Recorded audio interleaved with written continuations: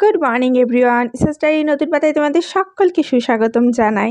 সবাই কে কেমন আছো? আমরা ভীষণ ভালো আছি, সুস্থ আছি এবং দীপাবলিতে আনন্দ করার জন্য একদম রেডি আছি। তার জন্য ঘরটা তো একটু একটু গোছানো বাগানো করেছি। কালকে তোমাদের সাথে ভিডিও শেয়ার করেছি যে লিভিং রুমটা কীভাবে ডেকোরেট করলাম। আজকে আমাদের লাইট লাগাবার পালা। আজকে হচ্ছে দীপাবলি, মানে কালী পুজোর আগের দিন আর কি। কালী পুজোর পরের দিন দীপাবলি হয়, তো কালী পুজোর আগের দিনের ভিডিও দেখছো। মেয়েটাকে এখানে একটু ড্রয়িং করতে দিয়েছি, মানে আমি দীপাবলি রিলেটেড জিনিসগুলো যেমন স্টার, প্রদীপ, তারপরে তোমার ফানুস, এই সমস্ত লাইট, এই সমস্তগুলো এঁকে দিচ্ছি। ও একটা একটা করে কালার করছে। আর ওদেরকে এরকম প্রজেক্ট বানিয়ে নিয়ে যেতে দিয়েছিল স্কুলে, কিন্তু ও শরীরটা অতটা ভালো ছিল না বলে তখন করে উঠতে পারিনি, তো সেগুলোই এখন করা হচ্ছে। তারপরে দুপুরবেলা খাওয়া দাওয়া করে এখন আমি আর মেয়েটা একটু বসেছি। একটা ডিআইওয়াই তৈরি করব, ওয়াল হ্যাঙ্গিং যেটা বলে সেটা তৈরি করব, নিয়ে আমার দরজাতে লাগাবো। তো হ্যাঁ, সেটার ভিডিও আমি কালকে তোমাদের পোস্ট করব যে এই কিভাবে তৈরি করলাম।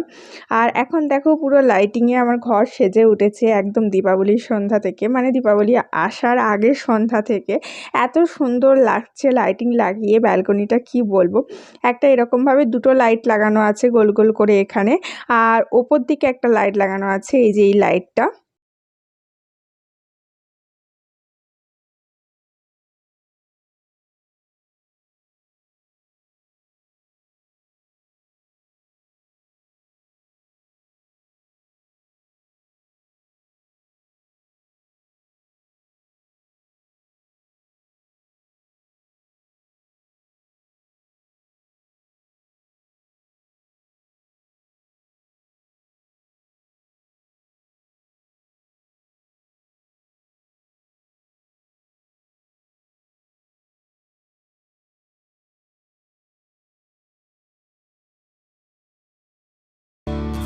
এবছরটা হচ্ছে আমার ফ্ল্যাটে কাটানো প্রথম দীপাবলি। এর আগে কোনো দীপাবলিতেই আমি আমার ফ্ল্যাটে কাটাইনি, কারণ প্রত্যেকটা কালী পুজোতে আমি বাপের বাড়ি মনে হলে শ্বশুরবাড়ি চলে যেতাম। ম্যাক্সিমাম টাইমই শ্বশুরবাড়ি চলে যেতাম, যেহেতু তারাপীঠে কালী পুজোয় প্রচুর ধুমধাম হয়।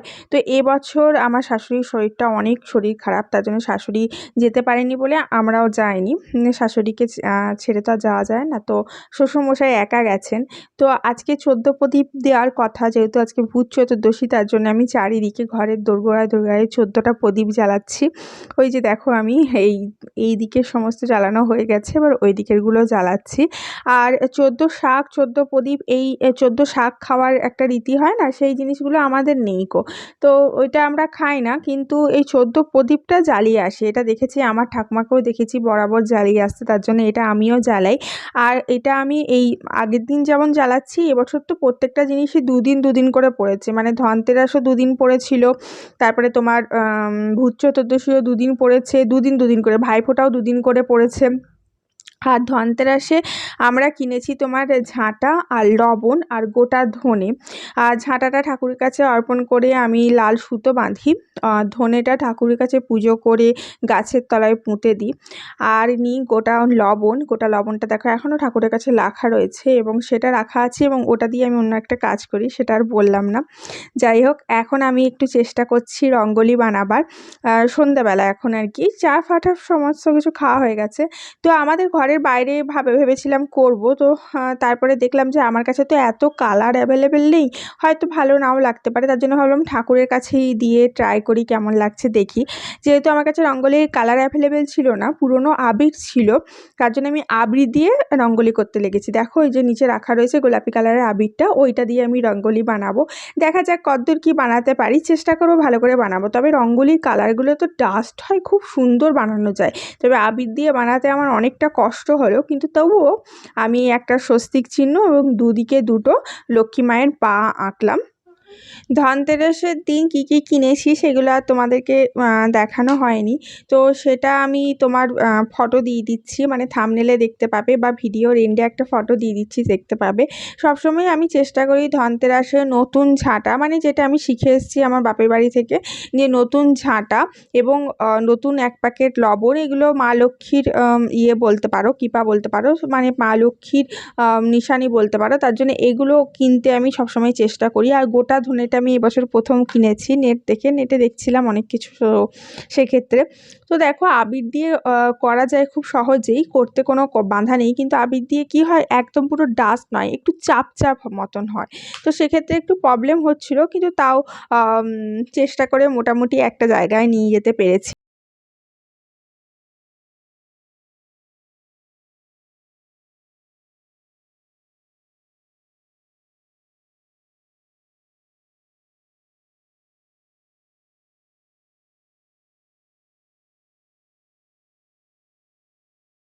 আমার যেহেতু মোবাইল ধরে দেওয়ার কোনো লোক নেই, মানে স্ট্যান্ডে লাগিয়ে কাজ করতে হয়, তো আমি বললাম আমার মেয়েকে যে স্ট্যান্ডে লাগিয়ে হয় আমাকে দেখা যাচ্ছে, না হলে রঙ্গোলিকে দেখা যাচ্ছে, সুন্দরভাবে দেখা যাচ্ছে না। তো আমার মেয়েকে বললাম বাবু তুমি একটু ধরে দিয়ে করে দাও ভিডিওটা।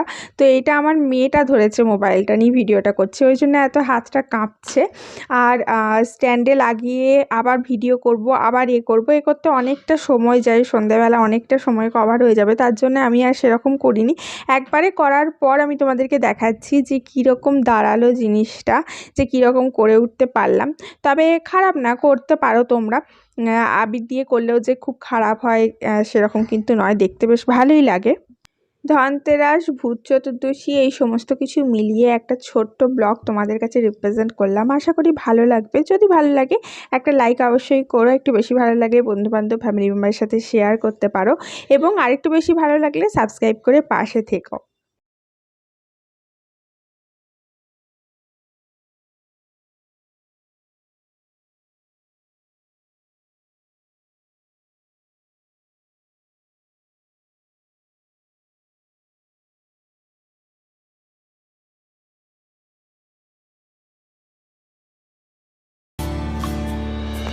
এই যে ফাঁকা জায়গাগুলো রয়েছে স্বস্তিক চিহ্নের মাঝখানে, মা লক্ষ্মীর পায়ের মাঝখানে, এই জায়গাগুলো না প্রদীপ দিয়ে দেবো, তাহলে দেখতে একদম দারুণ লাগবে।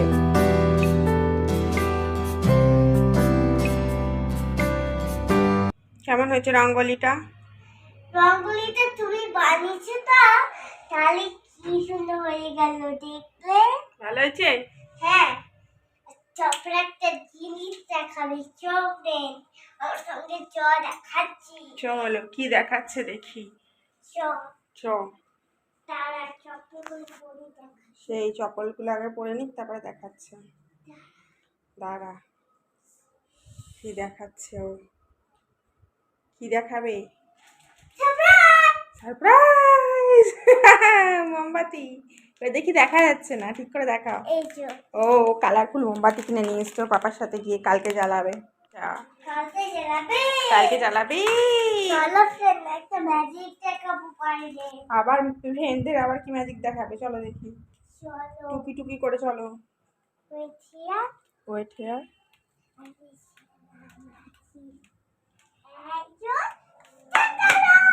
লাইটিং।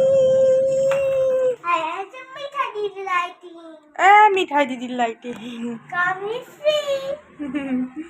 চলো লাইট করো, তুমি যে ইয়ে করো, নাচো একটু লাইটে দেখি। এই ঢিনচাকে ঢিনচাকে ঢিনচা, হ্যাপি দিওয়ালি। হ্যাঁ বলো। ফ্রেন্ড এখানে আয়। এখানে আর একটা ম্যাজিক দেখাবো, এখানে কি আছে। কত লাইট। এই স্লিপিং লাইন গুলো কি